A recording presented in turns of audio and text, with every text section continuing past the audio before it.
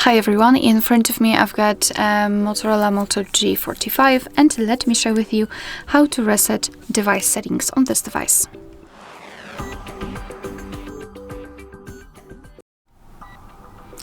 So let's begin with opening the settings, and here we have to scroll down to the very bottom to find the system. Then let's tap on reset options. And as you can see here on the third position, we've got the option reset device settings. So let's tap on it.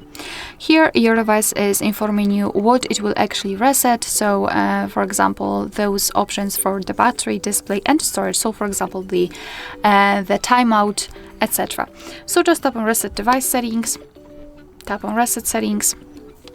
And now we basically have to wait until our device will accomplish all of this process. And as you can see, instead of the flower wallpaper, I've got this this thing as my wallpaper set, which I assume was pre-installed and applied on the home screen as a default one. Alright, so that will be all. Thank you so much for watching. Please hit the subscribe button and leave the thumbs up.